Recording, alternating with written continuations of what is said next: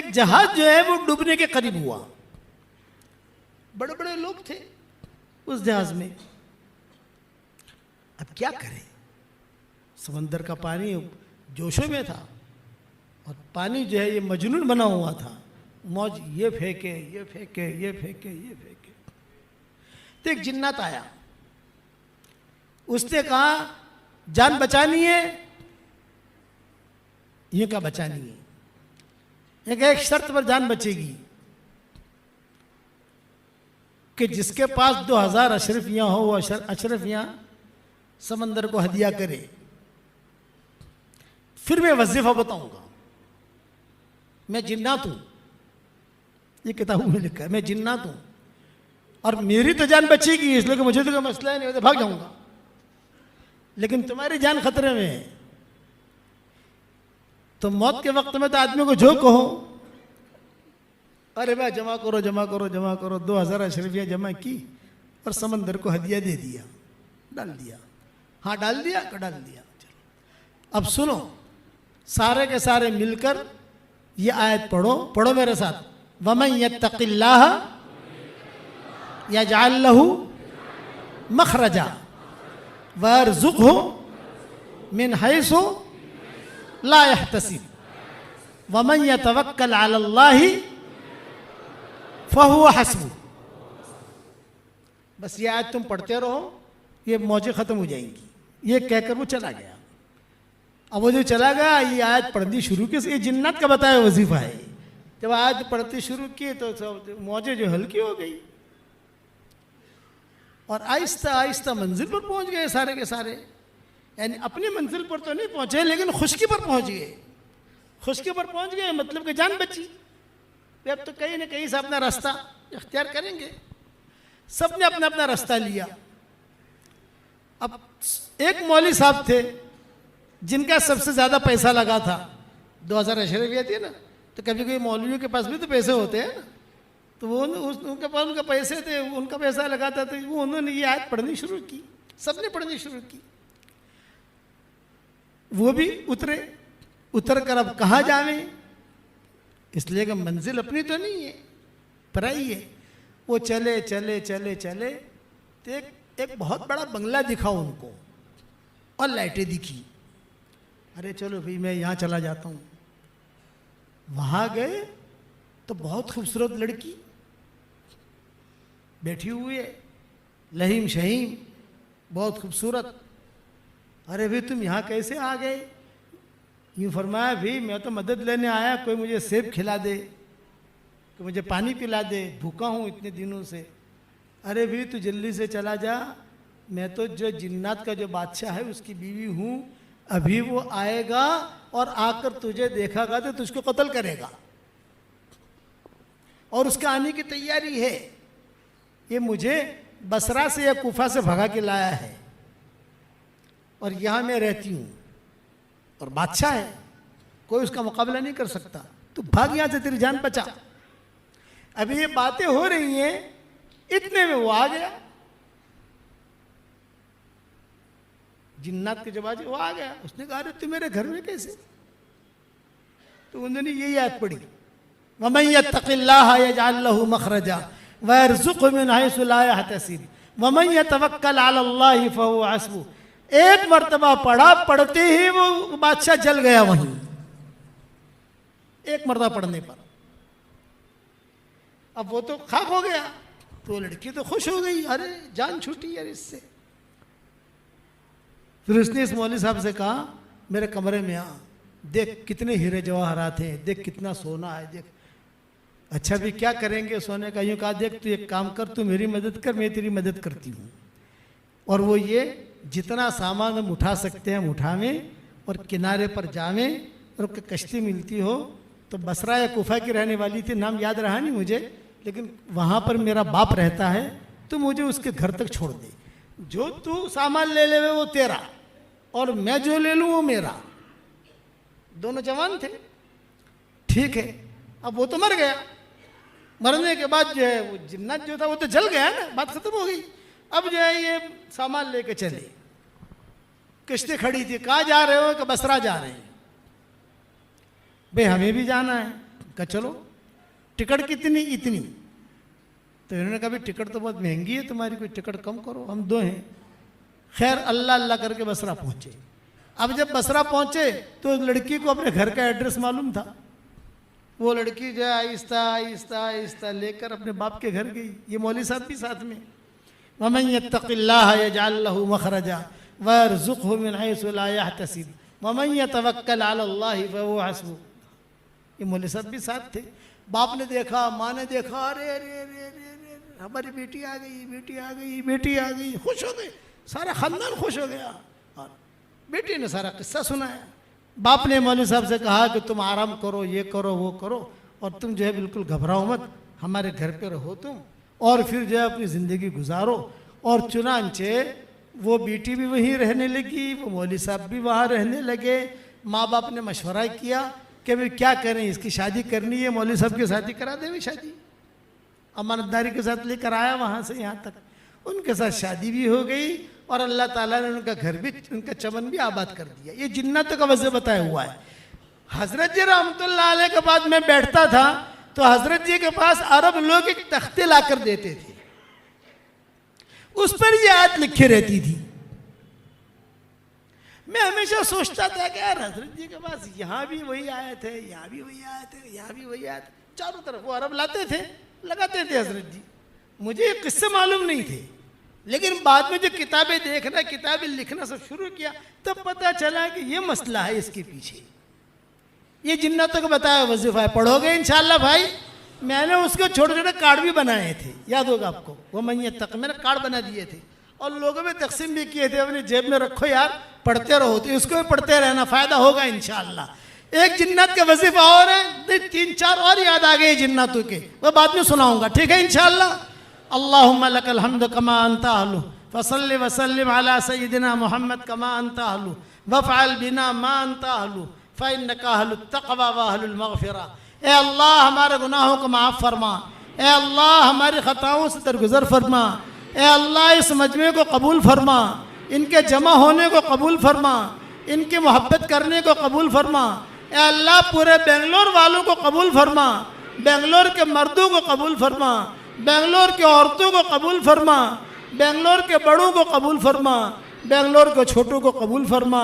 اے اللہ جس کرم سے آپ نے ہمیں یہاں جمع کیا ہے, تیرے اسی کرم سے جنت الفردوس میں, تیرے نبی کے پڑوس میں, ہماری قیامت تک کے آنے والی نسلوں کے ساتھ تو ہم سب کو جمع فرما دے.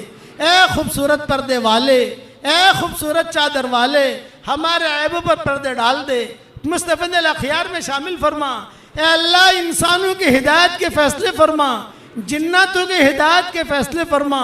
ہمارے اس مجمع میں انسان بھی ہیں, ہمارے اس مجمع میں جنات بھی ہیں, ہمارے اس مجمع میں فرشتے بھی ہیں, اور آسمانوں تک ان کی قطار لگی ہوئی ہے. اے اللہ فرشتوں کی آمین کو ہمارے لیے قبول فرما. اے اللہ مرنے سے پہلے پہلے سچے پکے توبہ کی توفیق عطا فرما. اے اللہ میری تشکیل پر جو روزانہ 313 مرتبہ سورہ اخلاص پڑھے, 313 مرتبہ درود شریف پڑھے, 313 مرتبہ استغفار پڑھے, اور اپنے گھر کے کونوں میں ایک ایک مرتبہ آیت الکرسی پڑھ کے دم کر دے. اے اللہ اس کی ساری دعاؤں کو قبول فرما, اس کی پریشانیوں کو دور فرما. اے اللہ جس نے بھی مجھے دعاؤں کے لیے کہا ہو, دعاؤں کے لیے خطوط میں لکھا ہو, جن کا ہم پر کسی قسم کا حق اور احسان ہو, یا جو مجھے اپنی دعاؤں میں یاد کرتے رہتے ہوں, ہماری ساری دعاؤں میں ان کا پورا پورا حصہ نصیب فرما. اے اللہ مرنے سے پہلے پہلے سچی پکی توبہ کی توفیق نصیب فرما. اے خوبصورت پردے والے, اے خوبصورت چادر والے, ہمارے عیبوں پر پردے ڈال دے, ہمیں مصطفی الاخیار میں شامل فرما دے. اے اللہ جن کے لڑکے اور لڑکیاں شادی کے لائق ہیں, غیر شادی شدہ ہیں, بہترین جوڑوں کا انتظام فرما. جو بے اولاد ہیں نیک صالح اولاد انہیں نصیب فرما. جن کے اولاد تو ہے مگر نافرمان ہیں, ان کے نافرمان اولاد کو فرما بردار بنا دے. اے اللہ جو بیمار ہوں, کوئی کینسر میں مبتلا ہے, کوئی کڈنی کی بیماری میں مبتلا ہے, کوئی ڈائبٹس میں مبتلا ہے, کوئی اللہ مجاز عشق میں مبتلا ہے, اے اللہ ان سب کی بیماریوں کو تو دور فرما. اے اللہ جو ناجائز عشق میں مبتلا ہوں, اے اللہ جو ناجائز عشق میں مبتلا ہوں انہیں ناجائز عشق سے تو نجات دے دے اور تیری اور تیرے نبی کی محبت ان کے دلوں میں ڈال دے۔ اے اللہ اگر فضل کرے تو چھٹیاں اور اگر عادل کرے تو لٹیاں، اے اللہ اگر تو فضل کا معاملہ کرے گا تو ہمارا بیڑا پار ہو جائے گا، اور اگر تو نے فضل کا معاملہ نہ کیا تو ہم ختم ہو جائیں گے، تباہ اور برباد ہو جائیں گے۔ اے اللہ ہمارے ساتھ عدل اور انصاف کا معاملہ نہ فرما، ہمارے ساتھ تو فضل کا معاملہ فرما۔ اے اللہ یہ مجمع آمین کہہ رہا ہے، اے اللہ اس میں جوان بھی ہیں، بوڑھے بھی ہیں، اے اللہ معصوم بچے بھی ہیں۔ اگر یہی مجمع بنگلور کے کسی کریم کے دروازے پر چلا جائے، صرف 1 روپے کی بھیک مانگے، اس کریم کے لیے روپیہ دینا جتنا آسان ہے اس سے زیادہ تیرے لیے ہدایت کا دینا آسان ہے۔ اے اللہ ہماری جھولیوں کو ہدایت سے بھر دے، امن و امان سے بھر دے، اور اللہ جس کے دل میں جو جائز مراد ہو عافیت سے ان کے جائز مرادوں کو پوری فرما کر اس میں خیر کے شکل اور صورتیں پیدا فرما۔ اے اللہ یہ مجمع آمین کہہ رہا ہے، کسی کے باپ کا انتقال ہو چکا ہے، کسی کی ماں کا انتقال ہو چکا ہے، کسی کی ماں اور باپ دونوں کا انتقال ہو چکا ہے، وہ قبروں میں انتظار میں ہے کہ اس مجلس میں ہمارے لیے بھی کوئی دعا کرتا ہے کہ نہیں کرتا۔ اے اللہ ہمارے ماں باپ کی مغفرت فرما، ہمارے ماں باپ کی مغفرت فرما، ہمارے ماں باپ کی مغفرت فرما، ان کی ہڈی ہڈی کو جنت نصیب فرما، اور جن کے ماں باپ زندہ ہوں ان کی قدر کرنے کی توفیق عطا فرما۔ اے اللہ ہمیں مانگنا نہیں آتا مگر تجھے دینا تو آتا ہے، اپنے کرم سے تو عطا فرما دے، اپنے فضل سے عطا فرما دے، اور اے اللہ اس بنگلور کے سفر کو تو بے انتہا قبول فرما، اور اپنے فضل و کرم سے ہماری دعاؤں کو قبول فرما۔ سبحان ربنا رب العزت عما یصفون وسلام علی المرسلین والحمد للہ رب العالمین۔ کہتی تھی مجھے بھی خواب میں آیا تیرے پیٹ میں جو بچہ اس کا نام محمد رکھنا، محمد رکھنا، محمد رکھنا۔ خدا کی شان یہ محمد ابھی پیدا بھی نہیں ہوئے ہیں اور اتنے مشہور ہو گئے، جس گھر میں لڑکا پیدا ہوتا ہے یہودی کے ہاں وہ محمد نام رکھتے، یہ جو لڑکا پیدا ہو محمد محمد محمد محمد محمد، اور پھر جو وہ کہتے پھر ہمارے گھر میں محمد ہے، ہمارے گھر میں محمد ہے، محمد ہے۔ اب حضور صلی اللہ علیہ وسلم پیدا ہوئے تو آپ کے یعنی احمد نام رکھنا سب بھول گئے کہ حضور کو تو دو نام تھے محمد اور احمد، تو احمد نام رکھنا اتباع سے بھول گئے۔ پھر یہودیوں نے کہا کہ خالی محمد صرف محمد نہیں، محمد اور احمد، تم لوگوں نے احمد تو رکھا نہیں ہے، محمد رکھا ہے، یہ وہ محمد نہیں ہے جو آنے والا ہے، وہ الگ ہے۔ یہ ابن کثیر نے لکھا ہے۔ اب عبداللہ کا قصہ سنو کہ عبداللہ کے ساتھ یہ قصہ ہوا کہ کئی عورتیں 200 کا تو میں نے تذکرہ کتاب میں پڑھ بھی لیا، آپ تو کہہ بھی دیا، 200 عورتیں چاہتی تھی کہ ہم سے نکاح ہو جاوے اور یہ نور ہمارے پیٹ میں منتقل ہو۔ چنانچہ ایک مرتبہ سارے یہودیوں نے میٹنگ کی مکہ مکرمہ میں، یہود نصارہ سب، اور انہوں نے کہا کہ یہی آدمی ہے کہ جو نبی کا باپ بننے والا ہے، عبداللہ، کسی طریقے سے اس کو قتل کر دو۔ تو پلاننگ کی انہوں نے، پلاننگ کر کے حضور صلی اللہ علیہ وسلم کے والد کو شوق تھا شکار کھیلنے کا، جیسے بچوں کو شوق ہوتا ہے، کسی کو تیرنے کا شوق ہوتا ہے، کسی کو کار چلانے کا شوق ہوتا ہے، کسی کو گھومنے پھرنے کا شوق ہوتا ہے، اور کسی کو جو ہے خواہ واہ واہ کرنے کا شوق ہوتا ہے۔ ہر ایک کے شوق الگ الگ ہوتے ہیں۔ ان کا شوق تھا یہ شکار کھیلنے کے لیے جاتے تھے، اور ان کے والد جو تھے یعنی عبد المطلب یہ بھی ہمت افزائی کرتے تھے، بیٹا جاؤ شکار کھیلو، جاؤ جاؤ جاؤ جاؤ شکار کھیلو، جاؤ شکار کھیلو، جاؤ۔ ہرن لے کے آتے تھے، وہاں سے دور دور جا کر ہرن کو مار کے لے کے آتے تھے۔ تو یہ شکار کھیلنے گئے اتفاق سے عبداللہ، اور وہ یہود نصارہ انتظار میں تھے۔ سب یہود نصارہ نے ایک جو ہے ٹولی بنا دی، اور ٹولی بنا کر ان کو گھیر لیا، اور سب نے کہا اقتلو اقتلو اقتلو، قتل کرو قتل کرو۔ اتنے میں یہ آمنہ کے جو والد تھے یہ بھی وہاں بکریاں چرا رہے تھے، یہ بھاگے بھاگے آئے حضرت آمنہ کے والد، اور انہوں نے کہا یہ کیا کر رہے ہو، یہ تو ہمارے مکہ کا لڑکا ہے، کیا نہیں ہمارے مکہ کا لڑکا ہے، یہ کیا کر رہے ہو تم لوگ، ابھی حضور کا رشتہ نہیں ہوا تھا۔ تو یہ آمنہ کے والد جو ہے یہ بھاگے بھاگے آئے، اور بھاگے بھاگے آ کر سب کو جو ہے ہٹایا، سب کو مارا، اور حضور صلی اللہ علیہ وسلم کے والد کو پکڑ کر لا کر عبد المطلب کو دے دیا کہ تمہارا بچہ تو آج مر جاتا، آج میں نے اس کو بچایا ہے، اور یہ کہ یہ سارے یہودی گھیرے ہوئے تھے. حضرت عبداللہ نے بھی کہا. تو علماء نے لکھا ہے اس وقت میں جو حضرت آمنہ کے والد کی نظر عبداللہ پر پڑی تو انہوں نے اپنی آمنہ کے لیے دعا مانگنی شروع کر دی کہ اللہ میں اسے داماد بنانا چاہتا ہوں. یا اللہ میں اسے داماد بنانا چاہتا ہوں کہ میں اسے داماد بنانا چاہتا ہوں. یہ جو میں نے نیکی کی ہے اس کو بچایا ہے, بس یہ میرا داماد بنے, یہ میرا داماد بنے, یہ میرا داماد بنے. چنانچہ حضرت آمنہ کے ساتھ نکاح ہوا. قصہ تفصیل سے گزر گیا جو میں نے کہا ہے. اب جب یہ قافلہ یہاں سے روانہ ہوا, قریش جس میں عبداللہ بھی تھے شام کے لیے, شام تک پہنچے. حضرت عبداللہ کو بیماری کیا تھی یہ بتاؤں, میں سمجھانے کے لیے کہہ رہا ہوں, ٹی بی کی بیماری. یہ سمجھانے کے لیے کہہ رہا ہوں. اس زمانے میں ٹی بی شبی تو تھی نہیں یا ہوگی. سردی, نزلہ, زکام, بخار, کھانے کی کوئی طبیعت نہ چلے, کوئی اچھا نہ لگے, جب دیکھو تو بخار, اس قسم کی حالت کے اندر وہ رہتے تھے. یعنی یہ کب ہوا ان کو, یہ جب سفر شروع ہوا, کچھ نکاح ہوا, نکاح ہونے کے بعد آمنہ کے ساتھ زندگی گزارنی شروع ہوئی, میاں بیوی والی زندگی گزرنی شروع ہوئی. کچھ ہی دن جو ہے وہ رہے تو عبد المطلب نے کہا کہ بیٹا اب تمہارا نکاح ہو گیا ہے, بیوی بھی آ گئی, بچہ بھی ہوگا, تو خرچے بڑھیں گے تمہارے, کوئی دھندا بندہ کرو. ابا کیا کرو دھندا؟ انہوں نے کہا شام جاؤ. چلو میں جماعت بناتا ہوں. تو ہاشم نے جو ہے شام جانے کی ترتیب بنائی تھی, ان کے عبد المطلب کے والد نے وہی ترتیب سے جو قافلہ روانہ کیا. یہ بھی گئے, لیکن اچھا شام پہنچے بھی, یہ نہیں کہ شام نہیں گئے, دھندا بھی کیا. اب دھندے میں نفع ہوا, نقصان ہوا, وہ بڑی تفصیل ہے اس کی. لیکن یہ کہ واپسی میں مدینہ منورہ آ کر انہوں نے قیام کر لیا اور سارا قافلہ واپس آیا. عبد المطلب انتظار میں تھے. پوچھا بھئی کہاں ہے عبداللہ؟ نے کہا وہ تو بیمار ہو گیا. چنانچہ آمنہ جو تھی یہ بھی انتظار میں تھی, کیا آئے گا میرا شوہر, آئے گا میرا شوہر, آئے گا. اطلاع ملی کہ نہیں طبیعت بہت خراب ہے ان کی. حارث کو بھیجا عبد المطلب نے. حارث یہ بڑا بیٹا تھا, یہ بھی دیر سے پہنچے. راستے میں ان کا بھی کچھ ساتھ کے ساتھ قصہ ہو گیا حارث کا. وہ گئے تو بھائی کو دیکھنے وہاں, کبھی وہاں جا کر عبداللہ کو دیکھوں, کوئی معاملہ ہو گیا, 10 دن میں پہنچنا ہے, 15 دن میں پہنچے, 20 دن میں پہنچے, دیر ہو گئی.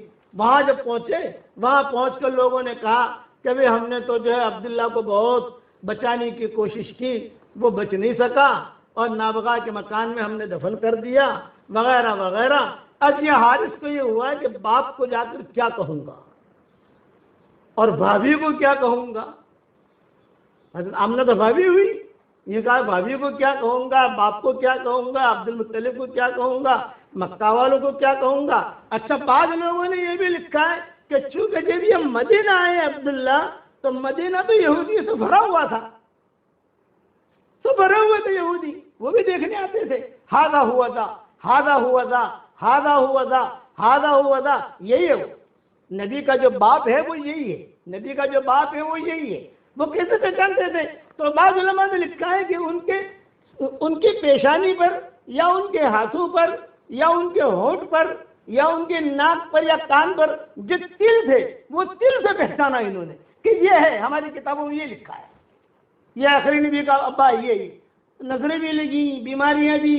چنانچہ عبداللہ کا تو مدینہ منورہ میں انتقال ہوا. اب یہاں انتظار میں مکہ والے کہ کیا ہو رہا ہے, کیا خبر آتی ہے, کیا خبر آتی ہے.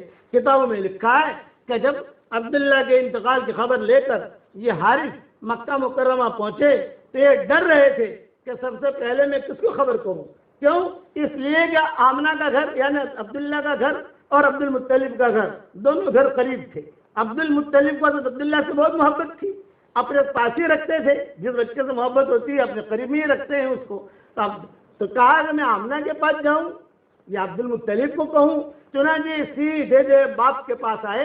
اب جب باپ کے پاس آئے تو حضرت آمنہ ہی بھاگی بھاگی آ گئی, قریب قریب میں تو تھا ہی, بھاگی بھاگی آ گئی. بھائی کیا خبر ہے عبداللہ کی, کیا خبر ہے, عبداللہ کہاں ہے, کیسی طبیعت ہے ان کی.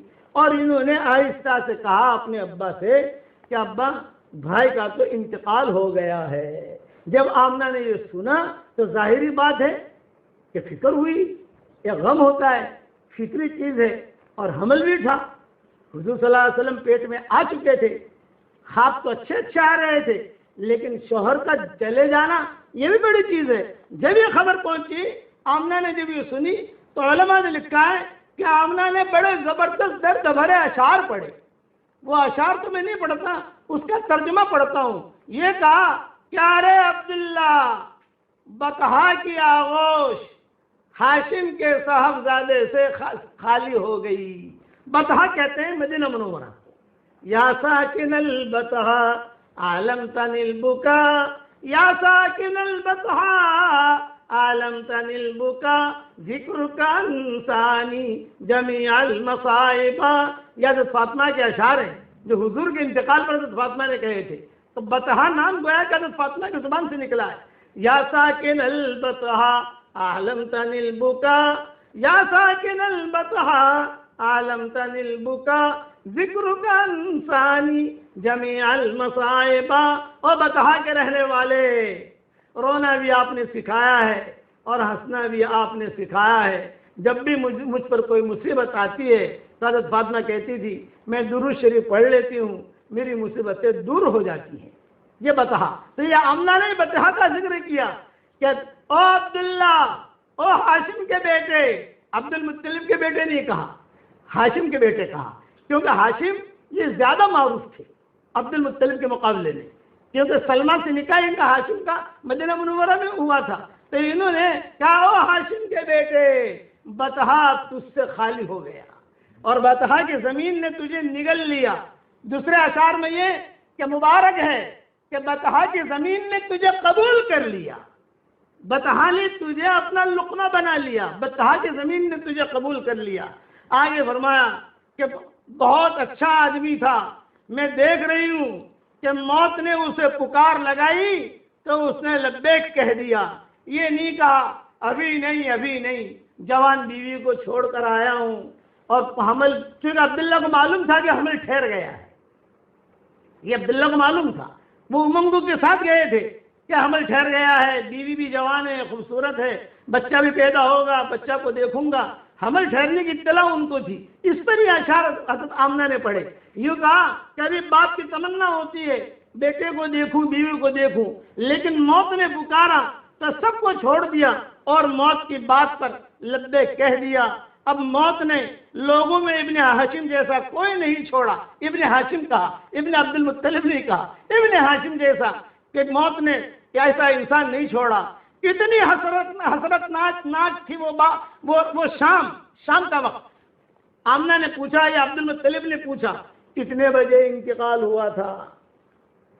یا عبد المطلب نے حارث سے پوچھا انتقال کی خیر خبر کہ کتنے بجے ہوا، کیا ہوا، ساری خبر لیتے ہیں نبی. 4 بجے ہوا تو 4 شام کے وقت انتقال ہوا. یہ انہوں نے حارث نے آ کر سنایا، شام کے وقت انتقال ہوا. اس پر حضرت آمنہ نے کہا کہ وہ شام مجھے یاد ہے، وہ شام مجھے یاد ہے اے عبداللہ جب لوگ تجھے تختے پر لٹا کر لے جا رہے تھے، میں یہاں تھی اور میرے خیالات تجھے دیکھ رہے تھے کہ شوہر اب جا رہا ہے، شوہر کی محبتیں جا رہی ہیں، لیکن اللہ کے لیے میں نے قربان کیا.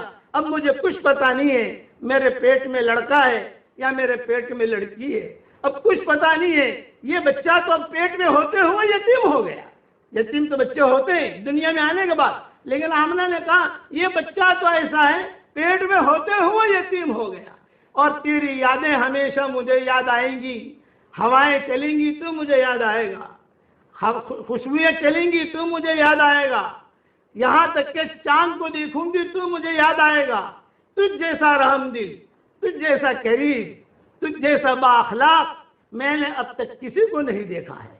تجھ جیسا، تیرے بدن کی خوشبو اب تک میرے ناکوں میں میرے ناک محسوس کر رہے ہیں. روتی رہی، اشعار پڑھتی رہی.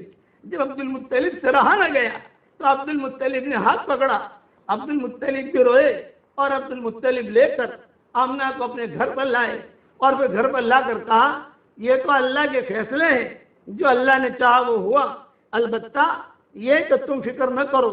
اور جو ترکے میں جو چیزیں تھیں میراث میں، جیسے 5 اونٹ ہیں، کچھ بکریاں ہیں اور یہ ام ایمن تھی، کچھ کپڑے تھے، یہ دیے.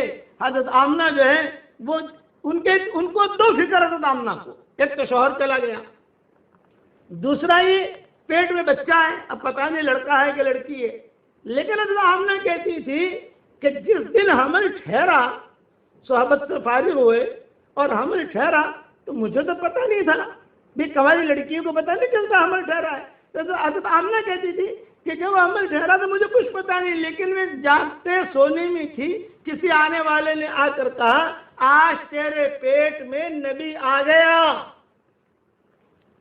اور زور سے کہا، میں گھبرائی، میں نے کہا کیا میرے پیٹ میں نبی آ گیا ہے، کہنے والا کیا کہہ رہا ہے میرے پیٹ میں، اور پھر کہا اب جو ہے میں تمہیں ایک بات اور بھی کہتا ہوں، اس کا نام محمد رکھنا اور تم بالکل ٹینشن نہ لینا۔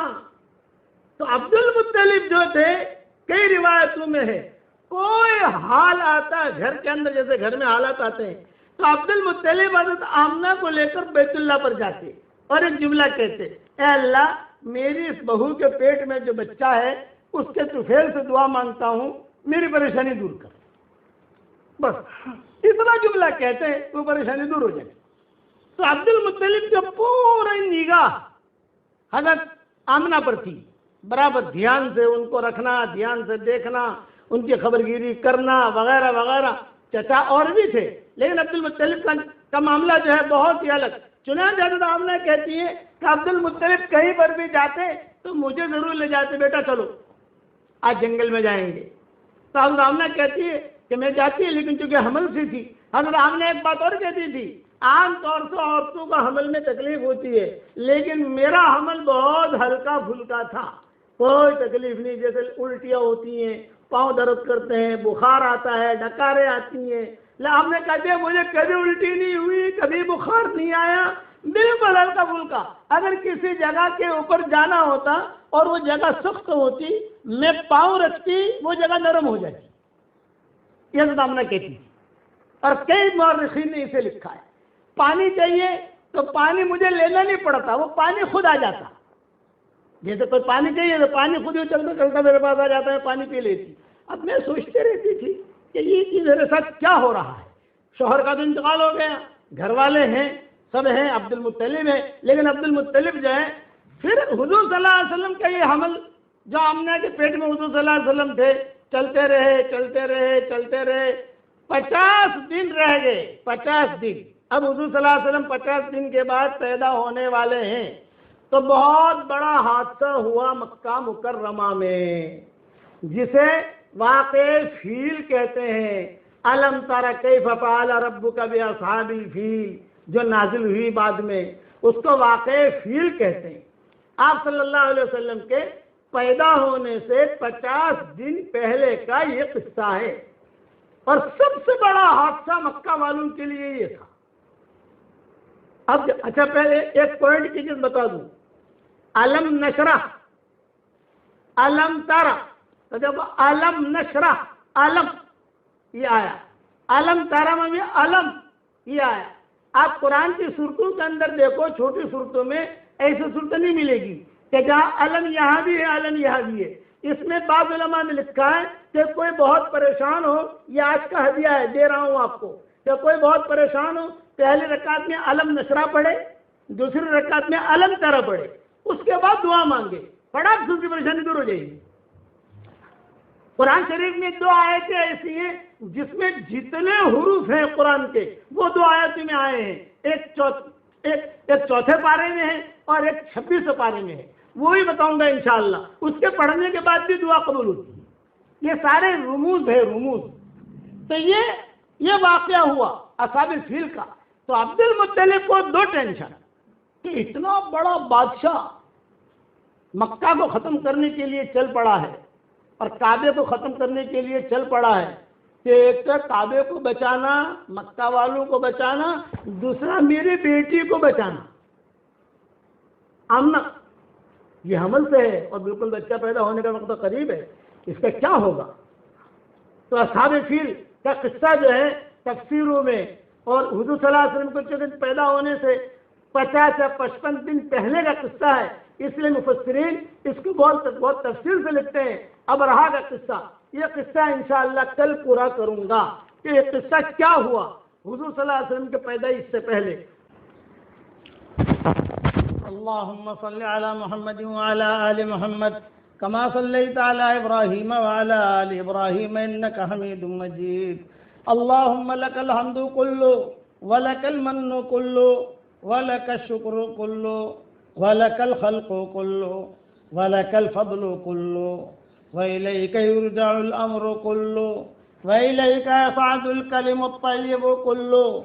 اللهم لك الحمد بالإسلام، لك الحمد بالإيمان، لك الحمد بالقرآن، لك الحمد حتى ترضى، لك الحمد إذا رضيت، لك الحمد بعد الرضا. اللهم آت نفوسنا تقواها وزكها أنت خير من زكاها، أنت وليها ومولاها. لا إله إلا الله، لا إله إلا الله أعلى من كل شيء، لا إله إلا الله أغلى من كل شيء، لا إله إلا الله أطيب من كل شيء، لا إله إلا الله أزهر من كل شيء، لا إله إلا الله أكبر من كل شيء، لا إله إلا الله ليس قبله شيء، لا إله إلا الله ليس بعده شيء، لا إله إلا الله ليس فوقه شيء، لا إله إلا الله ليس دونه شيء، لا إله إلا الله ليس معه شيء، لا إله إلا الله، لا إله إلا الله ليس كمثله شيء، لا إله إلا الله قبل كل شيء، لا إله إلا الله بعد كل شيء، لا إله إلا الله زنة كل شيء، لا إله إلا الله سعة كل شيء، لا إله إلا الله المحيط بكل شيء، لا إله إلا الله الباقي بعد فناء كل شيء، لا إله إلا الله في قلوبنا، لا إله إلا الله في قبورنا، لا إله